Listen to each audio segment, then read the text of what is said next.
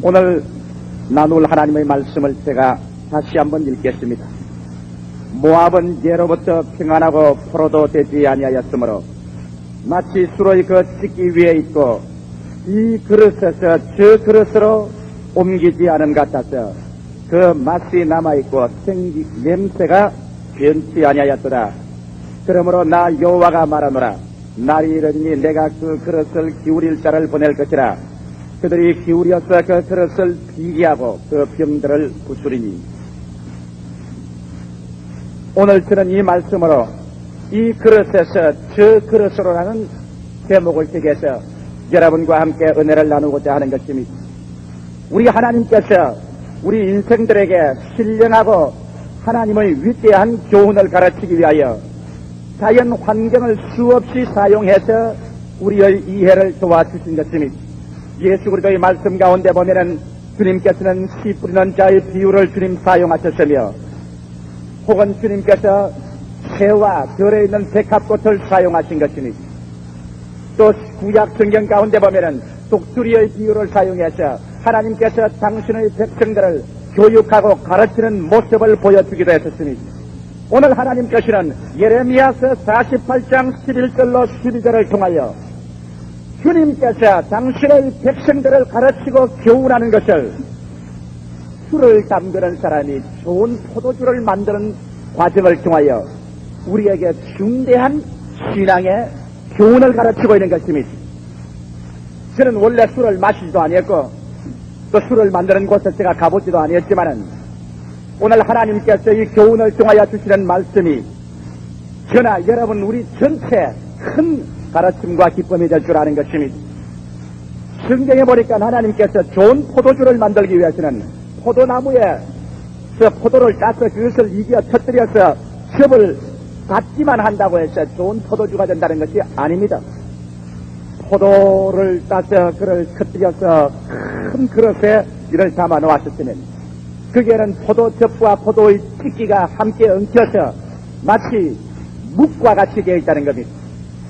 이와 같은 포도즙을 맑고 깨끗하고 붉은 광채가 나고 그것을 들여다볼 때 사람들이 얼굴이 환히 비치고 맛있는 냄새와 향기가 가득한 포도주로 만들기 위해서는 그대로 두지 아니하고 포도주를 만드는 사람이 이 그릇에 담겨놓은 것을 장기간 담아놓았다가 이것을 다른 그릇에 옮겨 부어야만 된다는 것입니다.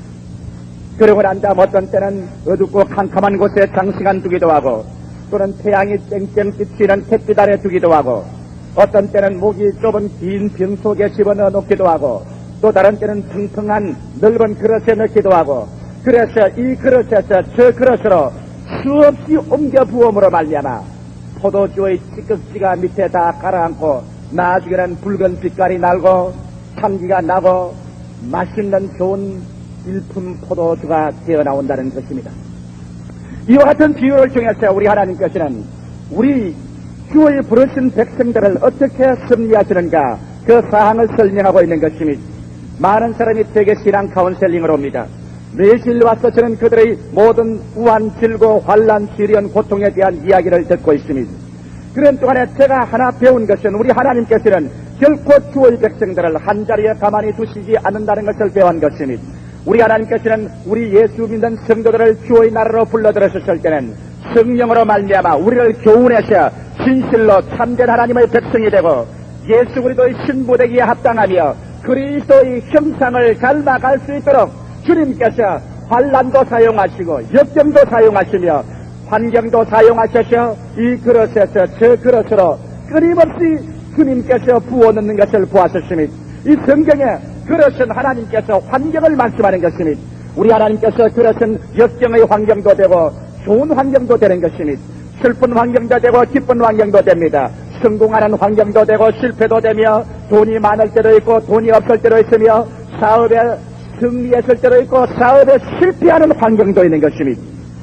이와 같은 여러 가지 그릇을 하나님 준비해 놓으시고 난 다음 여러분과 나는 포도주로서 하나님께서 세상에서 취해서 하늘나라의 아름다운 포도주로 만들게 된다는 것입니다. 그러므로 오늘 이 시간에 여러분과 나는 하나님께서 택한 포도주 올시다.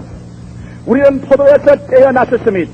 이제 우리는 정하고 맑은 포도주가 되기 위해서 기다리고 있는 것입니다. 우리가 찍기 위해 있어 맛도 변하지 아니하고 냄새도 변하지 않고 못 먹을 하정품의 포도주가 되지 아니하고 우리 하나님께서 그 얼굴이 환히 비치고 하나님께서 즐거워하고 기뻐하며 하나님이 사랑하고 취할 수 있는 그러한 포도주가 될 수 있도록 주님께서 우리를 만들기를 원하시는 것입니다. 이러기 때문에 주님께서는 여러분을 취하여서 이 그릇에서 저 그릇으로 옮겨 붓기셔야 하는 것입니다. 저는 오늘 여러분과 함께 몇 가지 그릇을 생각해 보고자 하는 것입니다. 첫째로 여러분 우리가 예수를 믿고 주 안에 들어와서 제일 이해하기 곤란한 것은 주님께서 우리를 오해의 그릇 속에 부어넣는다는 것입니다. 우리가 제일 처음 주 안에 들어오게 될 때는 예수 그리스도를 구주로 믿고 구원받은 기쁨은 가지고 있지만 인격적으로 찌꺼기가 굉장히 많습니다. 우리는 자 고집이 꽉 들어차고 이기주의고 성격이 성이 잘내고 혹은 세속적이고 음란하고 방탕하고 이와 같은 성격적인 찌기를 잔뜩 가지고 있음에도 불구하고 천부 여지없어 손들고 옵니다. 주님 품 안에 안긴 그런 상황이기 때문에 주님께서 이 찌기를 제하기 위해서 우리를 그릇 속에 집어넣는데 제일 먼저 부어넣는 그릇이 대개는 오해의 그릇인 것입니다. 포도주는 원래 붉고 맑고 아름다워야 되는데 주님께서 부어넣는 그릇을 우리 보시기 바랍니다. 하나님께서 여러분과 나를 포도주로 불러서 우리를 가지고서 그릇 속에 집어넣습니다. 하나님 이것이 무슨 그릇입니까? 이건 낯 빛깔하고 같지 않은데요. 왜냐하면 오해의 그릇은 색깔이 있는 그릇인 것입니다. 푸른 색깔로 착색이 된 그러한 유리병 속으로 우리를 집어넣는 것입니다. 하나님 나는 푸른 그릇 속으로 들어가기를 원치 않습니다. 나는 붉은 색깔입니다. 내가 왜 푸른 색깔로 들어갑니까? 그러면 사람들이 푸른 그릇을 통하여 나를 보고 난 다음에 저 포도주는 푸른 포도주구만. 그러니까 그 별수가 없구만. 좋은 포도주가 아닐 것일세. 그렇게 말할 것 아닙니까? 하나님이 나는 푸른 병으로 들어가기 싫습니다. 나는 발부둥을 칩니다. 푸른 병은 싫어요. 안 들어가겠어요. 그러나 주님께서는 여러분과 나를 취하여서 푸른 그릇 속으로 부어넣고 마는 것입니다.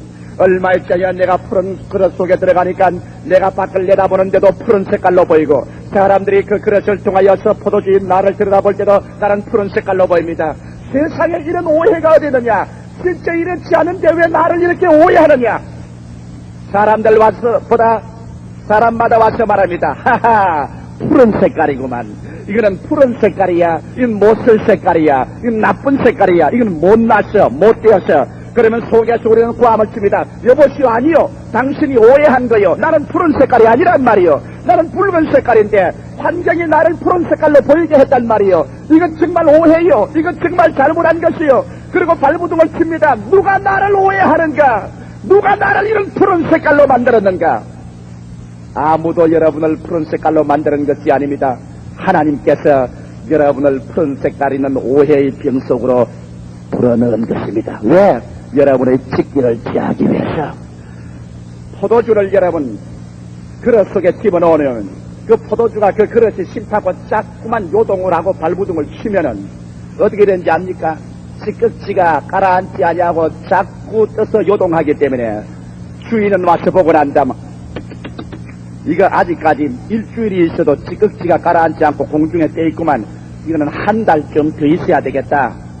한 달 후에 와서 또 그냥 요동을 하고 발부둥을 치고 있으면 찌꺼기가 전부 떠서 가라앉으면 이거는 정말 고집이 센 포도주인데 이거는 한 1년쯤 이 오해의 그릇 속에 집어넣어야 찌꺼기가 가라앉겠구만.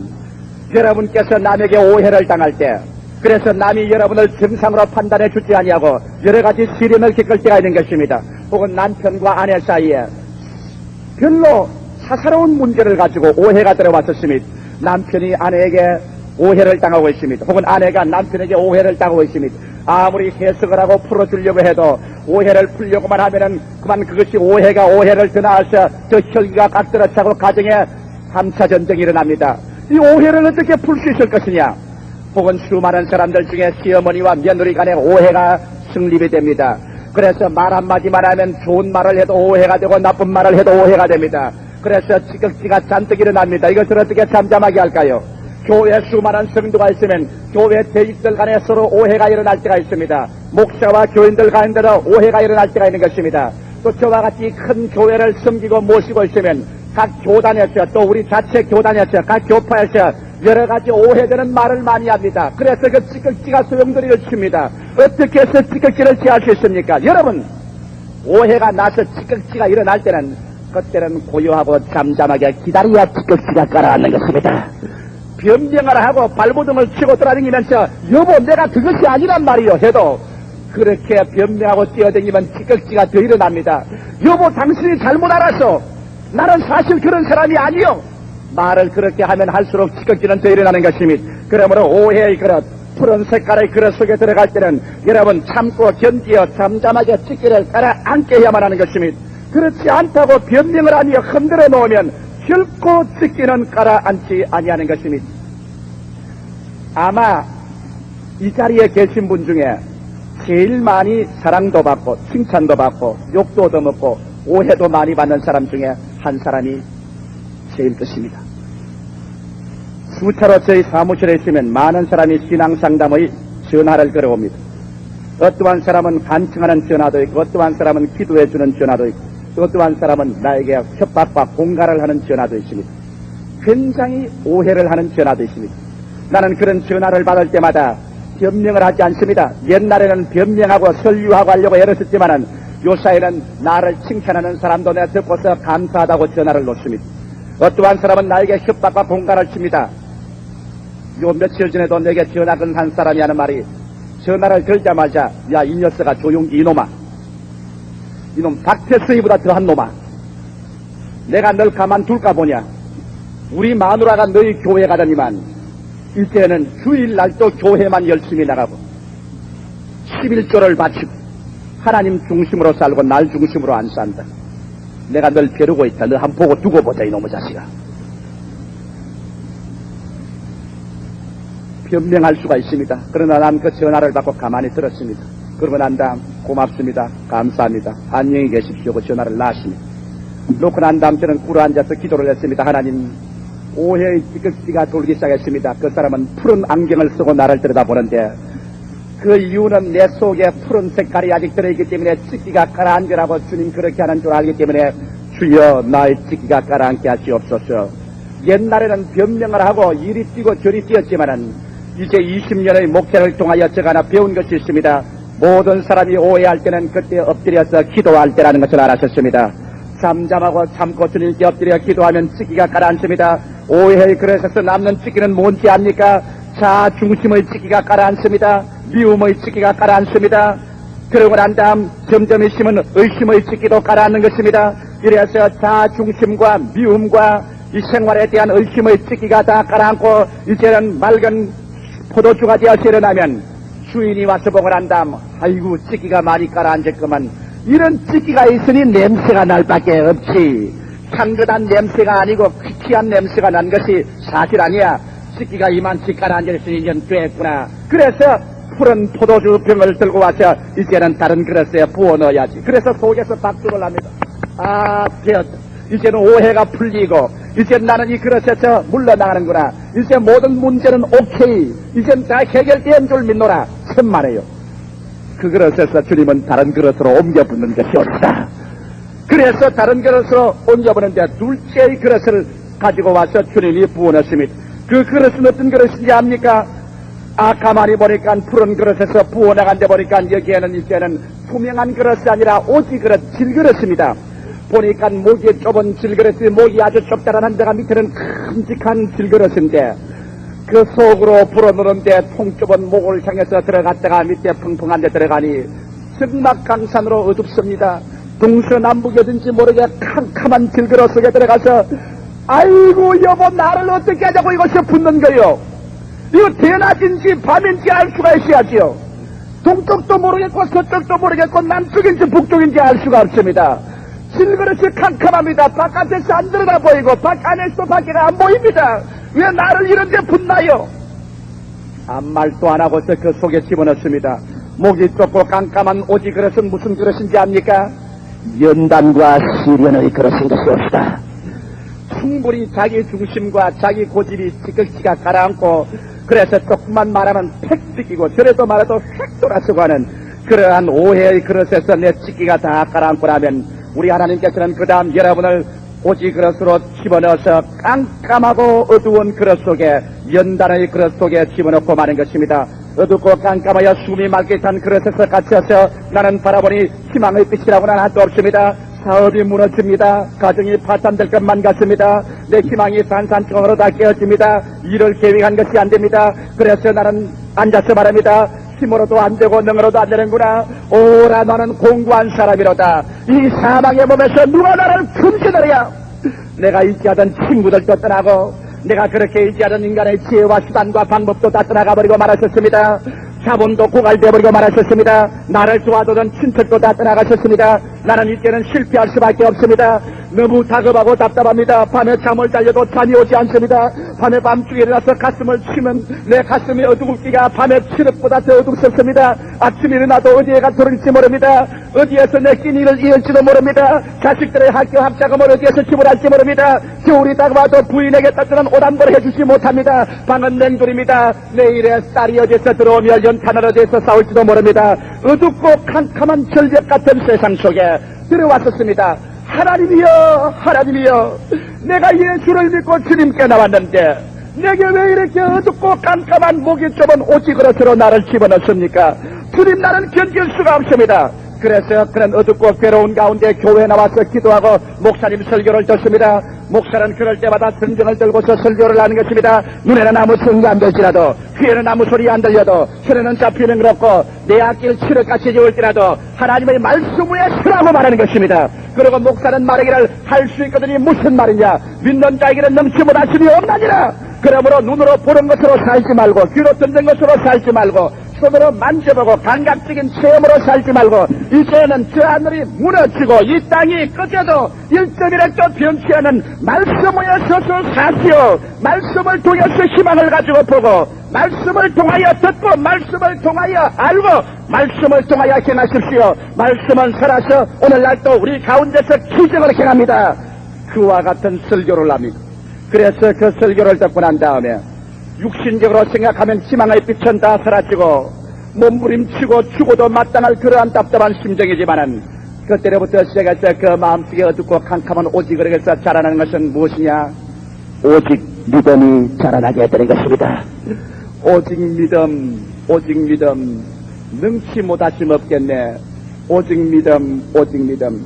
그래서 그 다음부터는 이제는 하나님이시여 나는 믿음으로 삽니다. 주님께서 죽으라면 죽을 수밖에 없습니다. 주님이시여 주님께서 멸하시면 나는 멸할 수밖에 없습니다. 그러나 욥과 같이 말합니다. 주여, 주님께서 비록 나를 죽이실지라도 주여 나는 주를 믿겠나이다. 하나님께서는 주의 백성들을 이와 같은 깜깜한 오지 그릇으로 수없이 끌어들이셨습니다.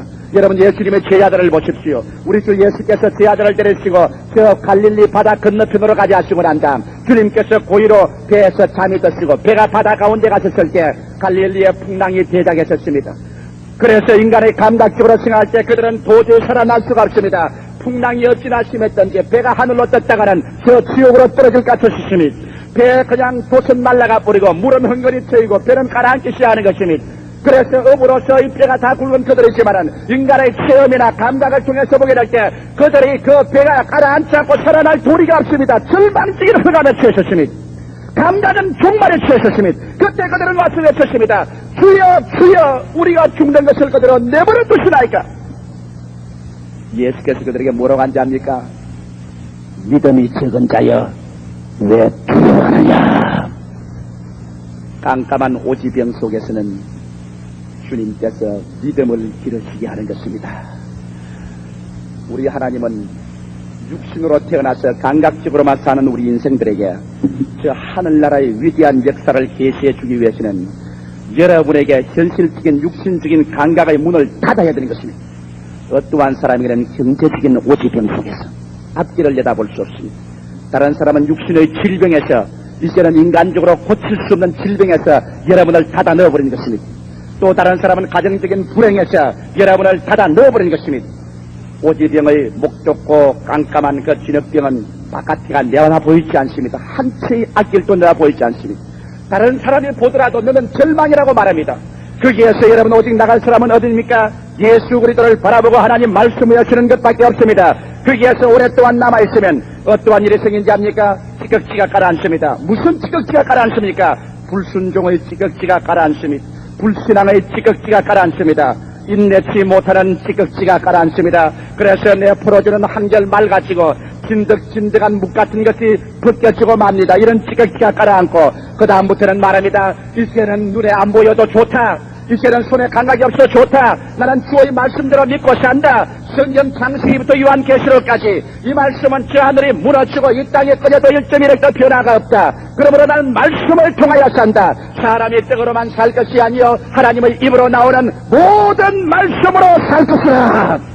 이러한 마음에 결단이 이르게 되면 주인께서 들여다보시고 난 다음 고개를 끄덕끄덕 하시면 이제 됐군. 찌꺼기가 많이 가라앉았군. 불신앙의 찌꺼기도 가라앉고 불순종의 찌꺼기도 가라앉았군. 조마조마하고 인내심이 없는 찌꺼기도 여기 다 가라앉았군. 그러므로 또 이것은 이제 부어내야 되겠다. 그래서 하나님께서 여러분 세 번째로 들어서 또 찌꺼기를 붓는데 찌꺼기가 쫙 가라앉습니다. 가라앉고 난 다음 포도주가 한결 맑아졌습니다. 한결 주인이 들여다보니 주인의 얼굴이 환하게 그 포도주에 들여다보입니다. 우리 주 예수께서 이제 우리를 들여다보니 우리 주님의 성품이 우리 속에 나타나서 예수의 모습이 우리에게 보입니다. 사람들마다 말합니다. 하하, 저 사람 예수 믿더니만 상당히 달라졌는데 말이 달라지기 시작하고 생각이 달라지기 시작하고 사는 방식이 달라졌죠. 꼭 예수와 같이 된단 말이야. 벌써 우리 얼굴에 변화된 모습을 보는 것입니다. 그러나 세 번째, 이제는 그 포도주를 붓는데 알고 요번에는 넓적한 장독한 뚜껑 같은 데를 부어냈습니다. 싹 부어놓으니까 내가 넓적하게 돼가지고서 온 사람이 보는 앞에서 태양 앞에서 납작하게 되고 말한 것입니다. 아이고 왜 나를 이런 데 부어줍니까? 너무 넓적해서 평평하게 이렇게 납작하게 돼가 나는 어찌할 수가 없습니다. 내 속속들이 모든 사람이 다 들여다볼 수 있잖아요. 이 찬란한 태양 앞에서 이러면 어떻게 합니까? 세 번째 불어넣는 그릇은 헌신의 그릇인 것입니다. 이제는 여러분 오해의 그릇도 통해서 자기 중심의 찌꺼기도 깔아앉고 미움의 찌꺼기도 깔아앉고 연단의 그릇을 통해서 불순종의 찌꺼기, 불신앙의 찌꺼기, 인내하지 못하는 등의 찌꺼기가 깔아앉고 난 다음에는 이제 주님께서 모든 만인 앞에서 내 믿는 예수 믿는 성도를 보아라. 내 자녀를 보아라. 저들이 이제는 얼마나 사업장에서도 주님 중심으로 그 다음에 회사에서도 주님 중심으로 가정에서도 주님 중심으로 온 세상에서도 예수 믿는 모습을 보이는 나의 제자를 보아라. 그래서 주님께서 만인이 보는 앞에서 넓적한 그릇에 여러분과 나를 확 부어넣습니다. 그래서 모든 인간이 보고 모든 인간이 다 그를 평화합니다.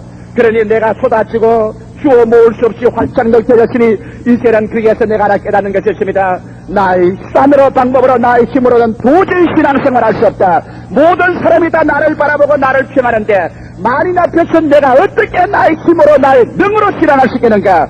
그래서 넓적한 그릇에 들어가시는 주님이여 내 힘으로는 안 되는 걸 압니다. 이제는 성신의 능력과 권세가 있어서 성령이 붙들어 주어야지 성령의 역사 없이 나의 힘으로는 예수를 믿을 수가 없습니다. 내 힘으로는 위선자밖에 되지 않습니다. 그래서 그 자리에서 발견하는 것은 이제는 자랑, 자기 이지의 찢기를 깔아앉히고 성신의 능력이 아니고는 신앙할 수 없다는 것을 그 자리에서 깨닫게 되는 것입니다. 여러분 오늘날 신앙생활을 여러분 힘으로 할 수 있다고 생각합니까? 여러분 하나님께서는 여러분과 나를 십자가를 통하게 하고 난 다음 반드시 그 다음에는 오순절 다락방을 통하게 한 이유가 어딘지 압니까? 십자가를 통해서는 법적으로 죄가 용서함 받습니다. 여러분과 내가 죄를 짓고 불의하고 추악하고 법적으로 버림받아 지옥 가야 될 죄를 예수 그리스도의 십자가 밑에 들어가면 여러분 법적으로 용서를 받습니다. 법적으로 이롭다함을 얻습니다. 법적으로 하나님은 자녀가 됩니다. 그러나 육신으로 바깥으로 법적으로 죄는 용서 안 받았지만은 여러분 마음속에 죄에 대한 육신의 정욕과 안목의 정욕과 이성의 자랑을 어떻게 이길 수가 있는 것입니까? 아담과 하와가 법적으로 그 선악과를 따먹고 법적으로 사형을 받기 전에 먼저 마음에 받은 유혹, 먹음직하고 부함직하고 지혜를 느끼고 탐스럽게 한 마음의 병을 어떻게 고치는 것입니까? 십자가 밑에서는 여러분과 내가 법적으로 보혈로 씻음받고 법적으로 이롭다함을 얻고 그 다음에 오순절 다락방을 통해서는 성령의 불이 와서 여러분 속을 태워서 그래서 속에 있는 모든 탐욕과 죄악을 태워버리고 먹음직하고 부함직하고 지혜를 얻기에 탐스러운 마음의 탐욕 우상숭배를 마음속에서 불태워버리고 여러분 그저 법적으로 이제는 의롭다함을 얻고 내적으로 성령의 권능으로 말미암아 만인 앞에 헌신의 그릇으로 하나님 백성으로 설 수 있는 힘이 솟아나기 시작하는 것입니다. 할렐루야. 신앙생활이란 여러분이 힘으로 되는 건 아닙니다. 신앙생활에는 플라스틱 인간으로 제조하는 것이 아닙니다.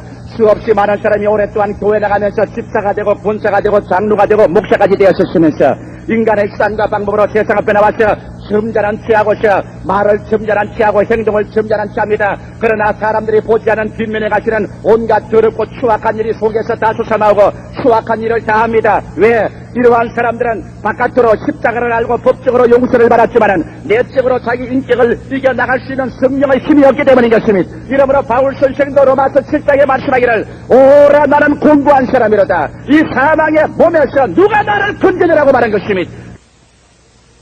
1년 반 동안 예수를 따라다니는 제자들 보고 예수님이 죽었다가 부활하시고 난 다음 뭐라고 한지 압니까? 너희가 예루살렘을 떠나지 말고 아버지의 약속하신 것을 기다리라. 요한은 너희에게 물로 세례를 베풀었거니와 아버지께서는 너희에게 성령으로 세례를 받으리라. 너희가 성령을 받으면 권능을 얻고 예루살렘과 온 유대와 사마리아와 땅끝까지 이르러 나의 증인이 되리라. 그래서 여러분 예수의 제자들조차도 십자가만 통해가지고서는 죄를 용서 안 받고 법적으로 하나님 자녀가 되었지만은 실력으로 하나님의 자녀가 될 수 있는 하나님 신앙의 능력이었기 때문에 예루살렘을 뜨지 말고 성령을 기다려온 것입니다. 성령을 받기 전에 그들은 다 예수를 배반하고 겁이 나서 두려워 떨고 신자답지 않게 행정했지만은 오순절날에 그들이 한 곳에 모여있더니 갑자기 하늘로 설급하고 강한 바람 같은 소리가 나며 불의시같이 갈라지는 것이 각 사람 머리 위에 임하였더니 그들이 다 성령으로 충만함 받고 성령이 말하게 하심을 따라 다른 방언으로 말하기 시작하자마자 그들 속에 폭탄 같은 능력이 일어나기 시작한 것입니다. 나는 오늘 여러분께 말합니다. 여러분은 믿을 때 성령을 받으셨습니까? 여러분께서 성령을 받지 않으셨으면 여러분은 위선적인 신자가 될 수밖에 없습니다. 예수 믿는 채 해야지요. 신령한 채 해야지요. 예수 믿는 가정인 채 해야지요. 집사인 채 해야지요. 권사인 채 해야지요. 장로인 채 해야지요. 목사인 채 해야지요. 위선자, 거짓말쟁이, 하나님을 속이고 자기 양심을 속이고 위선을 하는 어찌할 수 없는 절망적인 탄식. 주님께서 헌신의 그릇에 여러분을 부어놓고 마는 것입니다. 넓적한 그릇에 모든 사람이 보는 데서 나는 납작해져버리고 마는 것입니다. 내 인간의 수단과 내 인간의 반복과 인간 자랑과 인간의 이치가 다 깨뜨려지고 마는 것입니다. 나는 어찌할까요? 거기에서 인간 자랑의 찌기가 다 깔아앉고 인간 자기 의지의 찌기가 다 깔아앉고 난 다음 그곳에서 나올 때는 성신이 충만해서 나오는 것입니다. 여러분 성신 받으십시오. 성신을 구하십시오. 오늘 마지막 때는 하나님께서 이와 같이 남종과 여종에게 성령을 주어서 여러분에게 참 신앙의 삶의 능력과 역사를 체험하게 하는 것입니다. 성령 없이 목회하는 목사보다 불쌍한 사람이 없으며 성령 없이 예수 믿는 사람보다 고달픈 생활이 없는 것입니다. 성령 없는 예수 믿는 생활은 얼마나 고달픈지 마치 소가 무거운 짐을 걸머쥐고서 최바퀴 돌듯이 돌아다니는 것과 같은 것입니다. 예수 믿는 것이 그렇게 무겁고 괴로운 것이 아닙니다. 예수 믿는 것이 즐거움과 기쁨이 충만합니다. 사랑과 희락과 화평과 오래 참음과 자비와 양성과 충성과 온유와 절제 같은 그러한 것이 솟아납니다. 예수 믿는 것이 좋은 이상을 이렇게 입는 것보다 더 재미가 있습니다. 예수 믿는 것이 극장 프로를 보고서 거기 들어가는 것보다 더 재미가 있고 예수 믿는 것이 술을 마시는 것보다 더 재미가 있습니다. 예수 믿는 것이 세상의 쾌락을 누리는 것보다 더 즐거움이 충만합니다. 이 마음속에 하늘나라로부터 오는 삶의 가치와 마음의 평화가 넘쳐납니다. 이와 같은 것은 맛보지 않은 사람들에게 무엇으로 설명할 수 있겠습니까? 하늘의 성령으로 말미암아 하늘나라의 영광이 여러분을 점령하게 될 때 이것을 체험하게 되는 것입니다. 헌신하고 성령으로 충만함 받고 나면 이제 네 번째 하나님께서 보시고 난 다음 됐군. 많은 지극지가 가라앉았어. 이제는 퍽 그리스도의 형상을 닮았군. 그러고 난 다음에 네 번째 다시 그릇으로 부어넣습니다. 요번 그릇은 나팔 같은 그릇입니다. 구불렁 납작한 그릇입니다. 아이고 그곳에 부어넣는데 그냥 내가 그냥 구불렁 하고 맞추고 들어가려니 기가 막힙니다. 하나님 이게 무슨 그릇이 이런 그릇이 있습니까? 이렇게 구불탕거리고 어디를 가는지 내가 알 수가 없으니 어떻게 할까요? 여러분 그 그릇을 뭐라고 하는지 압니까? 한번 따라 말씀해 주시겠어요? 섭리적 인도의 그릇. 하나님이 성신의 인도를 이제 배우는 것입니다.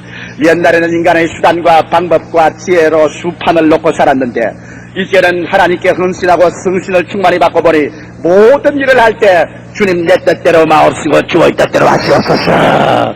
주의 뜻을 배우려고 그냥 나팔통같이 꼬불랑꼬불랑합니다. 도대체 어떻게 어느 것이 주의 뜻인지 알 수가 있었지. 장님 코끼리 더듬듯이 더듬듯이 하는 것입니다. 그래서 자 이게 주의 뜻 같기도 아니고 아닌 뜻 같기도 하고 이 신랑에게 시집가려니 아침에는 주의 뜻 같은데 점심때는 주의 뜻 아닌 것 같다가 저녁때는 또 주의 뜻 같다가 밤중에는 또 주의 뜻 아닌 것 같으니 이걸 어떻게 알지. 사업을 하려고 계약을 하려는데 기도를 해보니까 이거 기도할 때는 주의 뜻 아닌 것 같다가 집에 와서 마누라하고 이야기해보니까 또 주의 뜻 같다가 또 교회 가서 목사님 설교를 들으니까 또 주의 뜻 아닌 것 같다가 또 내 혼자 주님께 산에 가서 굴에 가서 기도하니까 주의 뜻 같기도 하구나. 이거 어떻게 해서 내가 주의 뜻을 할 것인가. 이 나팔똥같이 꾸불렁꾸불렁 해서 이거 어떻게 할 것인가. 옛날에 내가 주님의 뜻을 알지 못할 때는 성신 받기 전에는 까짓까 흥하든지 망하든지 내 마음대로 해적해버려서 말았는데 아이고 이제는 하나님을 알고 보니까 이제는 하나님 주의 뜻이 아니고 일을 할 수는 없고 주의 뜻은 알 수가 없고 그래서 하나님께서 이제는 섭리의 인도의 그릇으로 여러분을 부어넣어서 가르치는 것입니다. 자, 낯설고 생수하고 어리둥절합니다. 구불뚱구불뚱한 곳에 들어가 있으니까 나도 길을 찾았는데 다른 사람도 와서 말하기를 이 사람은 너 길 잘못 들어왔구나. 왜 그렇게 꼬불랑꼬불랑하게 들어가느냐. 내가 볼 때는 도저히 일이 안 된 것 같다. 너 실패한 것 같다. 너 망한 것 같다. 너 안 된 것 같다. 타인이 길을 잘못 얻었다고 평가를 합니다. 그래서 거기에서 길을 이리 찾고 저리 찾는 동안에 여러분 무슨 지기가 깔아앉는지 압니까? 인간 교만의 지기가 깔아앉기 시작하는 것입니다. 내 수단과 방법의 지기가 깔아앉고 불안과 공포와 절망의 지기가 깔아앉고 그 다음에는 주님 앞에 나서서 주님이시여 나는 길을 알지 못하겠습니다. 그러나 나는 내 일생을 영도 마음도 몸도 생활도 처자도 사업도 다 주께 내가 맡겨버렸으니 내가 실패하면 주님 손해보는 것이고 내가 성공하면 주님 이익 보는 것이니 주님이시여 주께서 나를 완전히 잡아 인도하여 주시옵소서. 그와 같이 하셔 인간의 교만, 인간의 소유욕, 인간의 불안, 공포의 치기가 깔아앉고 그 꼬불탕한 길 속에서 성령으로 말미암아 인간의 상상을 초월해서 하나님을 인도하는 것을 믿음으로 따라가기 시작하는 것입니다. 할렐루야. 여러분 그 기적이 얼마나 큰지 압니까? 오늘 여러분께서 이 순복음 중앙교회에 앉아 계신 것이 바로 이 꼬불탕 인도를 통해서 제가 이곳에 온 것입니다. 나는 지금도 생생하게 기억이 납니다. 하루 하나님께 엎드려 기도하는데 서대문 교회에서 하나님께서 저희 마음속에 뚜렷이 말씀해 주셨습니다. 너는 일어나서 10,000명이 수용될 수 있는 교회를 짓고 나가거라. 그래서 그 교회를 기점으로 해서 온 세계 만방에 복음을 전하도록 해라. 제일 심해 생각하니 기가 막힙니다. 그래서 제가 제일 먼저 이것을 이룬한 분이 우리 송재덕 장로님입니다. 송재덕 장로님께 장로님 이 교회를 짓고 나가야 되겠는데 어떻게 되죠? 송 장로님께서 빨리빨리 계산을 해보시더니만 우리 현재 있는 교회도 팔고 이렇게 교인들을 돈 모으가면 한 2억만 가지면 되지 않겠습니까? 그래서 거기에서 대개 인간들 계산을 해보고 난 다음 박재영 장로님, 최정 장로님 가서 현재 우리 돈이 얼마 있습니까? 하니까 돈이 100만 원도 없어요. 그때 2억이라고 생각해도 눈이 여러분 아득한 돈입니다. 그런데 기도만 하면 하나님께서 인도를 하기 시작합니다. 구불덩 인도하기 시작합니다. 그런데도 불구하고 하나님이여 표적을 주시옵소서. 주님께서 표적을 주어야 내가 알지 표적을 안 주면 모르겠습니다. 그리고 기도하는데 하루는 노동수 장로님이 내게 왔어요. 저 여의도를 개발하는데 여의도 개발지구에 그곳에 땅이 싸고 한데 그곳에 가서 교회를 지으면 될 테니까 여의도로 나가는 것이 좋지 않겠는가. 그래서 내가 노동수 장로님 보고 장로님 도대체 돈 100만 원 가지고서 어디를 간단 말입니까? 도저히 알 수 없습니다. 그러나 하나님은 그렇게 인도를 하시는데 나는 정신이 앗돼갑니다. 그러자 그 당시에 서울 제2부시장으로 계신 차일석 집사님이 내 사무실에 들어왔었습니다. 여기 여의도에 우리가 정부에서 특별히 개발을 하는데 거기에 순복음 중앙교회가 들어오게 된다면 내가 모든 수속과 처리를 인도해 드릴 테니까 들어오는 것이 어떻겠느냐. 하나님이 인도하는데 도저히 나는 생각할 수 없이 구불탕 인도합니다. 그래서 제가 여의도로 오기로 결정을 내리자마자 수많은 사람이 내게 말하셨습니다. 이제는 조 목사 망하게 됐다. 그냥 서대문에 여기 있는 게 좋지 언제나 새로 출발해서 안 망하는 사람 없다. 그 많은 돈이 어디에서 나올 수 있을 것인가. 외국에서는 돈이 안 나오는데 이 가난한 순복음 중앙교회들이 어떻게 그 돈을 낼 것인가? 그래서 모든 사람들이 안 된다고 말합니다. 눈을 뜨고 귀를 듣고 보면은 그냥 바깥에 있는 사람이나 안에 있는 사람이나 우리를 부시하지만은 눈 감고 귀 막고 엎드려 기도하면 하나님께서 말씀합니다. 두려워 말고 믿기만 하라. 두려워 말고 믿기만 하라. 여러분, 그래서 1969년에 시작한 그 교회가 오늘 1974년에 이 자리에 앉아서 우리 순복음 이망성도가 와서 예배를 보고 찬송을 드리고 기도를 드릴 때 우리 하나님의 인도하심이 얼마나 놀라운지, 이를 통하여 우리는 조용집뿐 아니라 우리 모든 당회와 재직회와 우리 순복음 중앙교인들이 인간의 수단과 방법으로 일이 안 된다는 것을 깨달아 알았고, 인간의 교만과 불안과 공포의 찢기가 다 가라앉고 마는 것입니다. 할렐루야. 이제는 우리가 믿음을 합쳐서 이 교회를 기점으로 하여 조국 3천만 민족을 굶어줄 수 있다는 신념을 얻었습니다. 나아가시 교회를 통하여 5월 말에는 전 세계 각지의 선교사를 보기 위해서 선교 대회를 열 수 있는 그러한 기점이 우리에게 도달한 자신을 얻게 된 것입니다. 이러므로 우리 하나님께서는 여러분을 이와 같은 그릇을 통하여 하나님의 인도함을 배우게 하는 것입니다.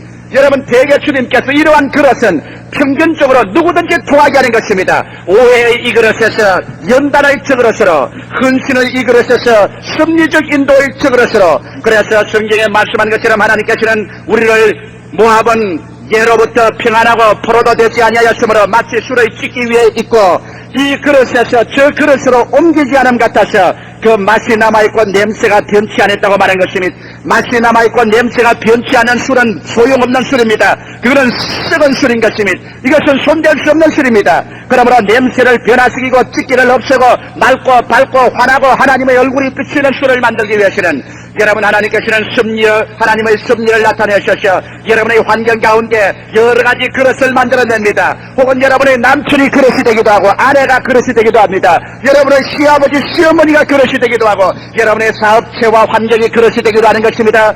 우리 예수 믿는 사람들은 그러므로 어떤 일을 다가오든지 그 환경을 바라보고 손가락을 찌르지 말고 그 환경을 만들어 놓은 여호와를 바라보아야만 되는 것입니다. 성경은 뭐라고 하는지 압니까? 하나님이 허락하지 아니하시면 너희 머리털 하나라도 상치 않는다고 말한 것입니다. 여러분에게 시련과 환난과 역경과 어려움이 다가오는 것은 모두 다 하나님께서 여러분을 키우기 위해서 연단하는 것이었다. 할렐루야. 그러므로 불평과 원망을 말하는 찌극지가 구름처럼 일어나기 때문에 여러분은 결코 그 그릇에서 피어나올 수가 없습니다. 여러분이 시험과 환난과 연단과 고통이 들어오거든 그곳에서 고요히 기도하고 참는 것입니다. 왜? 날 죽으라고 그 찌극지 떨어지라고 그 통에 냈으니까. 무엇이든지 주를 의지하고 나가는 사람은 하나님을 사랑하는 자, 곧 그 뜻대로 부르심을 입은 자들에게는 모든 일이 합력하여 선을 이루나니라. 여러분과 날 잘 때라고 하는 것입니다. 날 죽으라고 하는 것입니다. 내 찌끌찌 떨어지라고 하는 것입니다. 그러므로 이 그릇에서 저 그릇으로 옮길 때 우리의 마음가짐을 어떻게 할까요? 우리는 깨어져야만 합니다. 수많은 사람이 하나님께서 이 그릇에서 저 그릇으로 옮겨 부어도 자기 고집이 굳어져 깨어지지 않습니다. 그래서 자기 고집대로 우무처럼 깍 엉켜져서 이 그릇에 부어 넣어도 엉켜지고 저 그릇에 부어 넣어도 엉켜지고 깨어지지 않습니다. 천부 여지없어 손들고입니다. 항복하지 않습니다. 깨어지지 않는 그러한 포도주는 언제나 엉켜있고 찌기가 있고 냄새가 나기 때문에 하나님께서 그는 버리겠다고 말한 것입니다. 포로로 잡히게 하고 주님께서 그를 던져버리겠다고 말한 것입니다. 여러분, 그러므로 우리에게 시련과 환난이 다가오거나 환경에 주님께서 이 그릇에서 저 그릇으로 우리를 부어넣거든 우리는 제일 먼저 깨어지는 우리 되시기를 주의 이름으로 축원합니다. 여러분과 내가 깨어져야 되는 것입니다. 하나님 앞에 엎드려 깨어져야만 되는 것입니다. 그러고 난 다음 또 우리는 항복해야 됩니다. 여러분, 깨어지고 난 다음에도 항복하지 않은 사람이 있어요. 할 수 없어. 환경에 억압되어서 그래서 참 깨어지기는 깨어져서 주님께 들어오기는 들어왔으나 마음속으로는 항복하지 않습니다. 얼마 전에 어떤 부형님 한 분이 내게 중대한 문제를 상의하러 왔었습니다. 그 부형님 내게 말하기를, 목사님, 나는 결혼을 하기는 했는데 이 일을 어찌하면 좋겠습니까? 왜? 무슨 일이냐?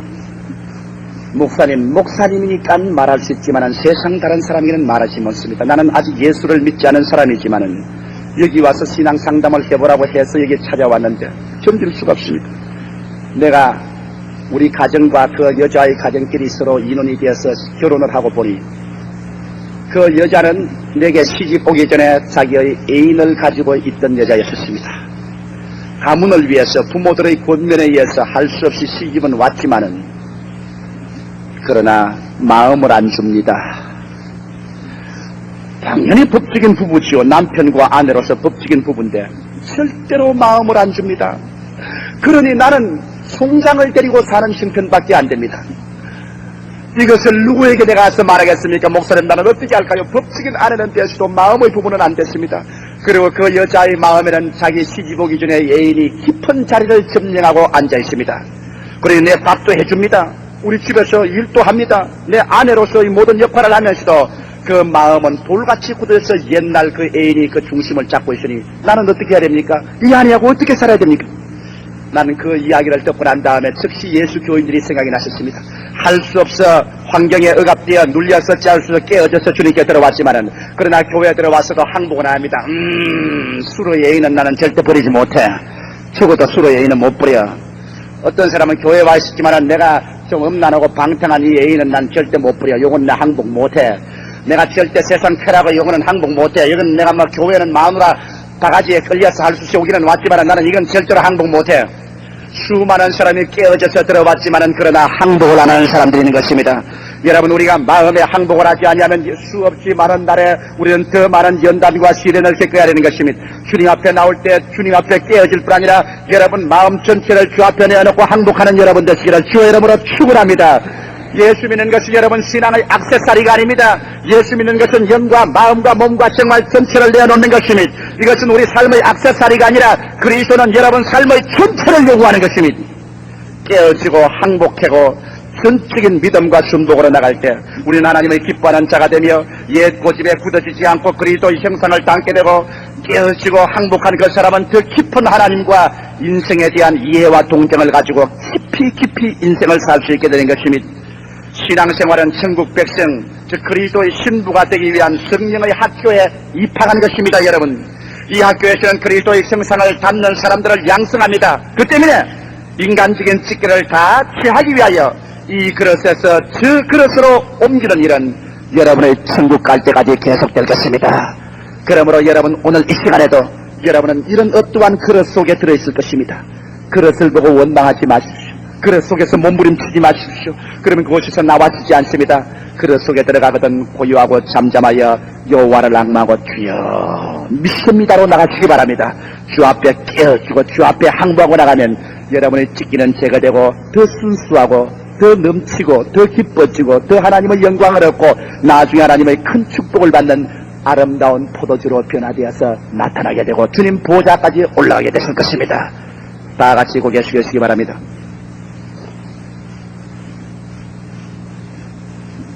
여러분, 오늘 제가 전가한 메시지는 이미 예수 믿는 여러분을 중심으로 해서 설계하셨습니다. 여러분, 오늘 이 시간에 여러분의 개인의 생활과 가정생활이 행복치 못한 사람이 있지 않습니까? 불평과 원망과 탄식이 꽉 들어차고 삶에 아무런 기쁨도 없고 지쳐버린 사람들이 있지 않습니까?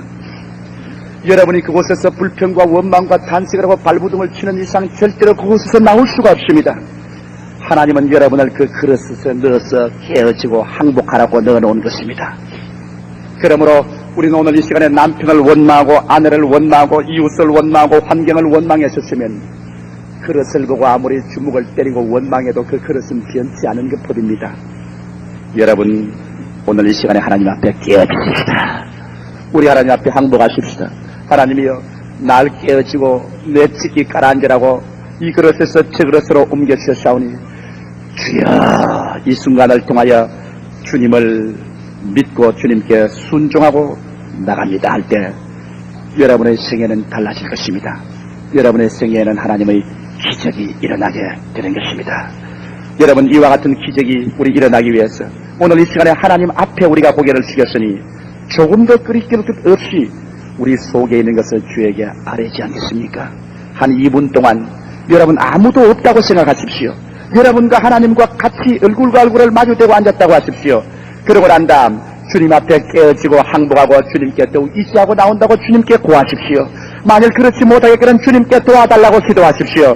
주님이 도와주셔서 여러분은야말로 진실로 하나님의 사랑하고 주께서 사용하시고 주님 축복하시고 주님께서 귀하게 내기는 아름다운 포도주 하나님의 백성이 될 것입니다. 우리 합심해서 주님께 잠시 동안 기도드리겠습니다.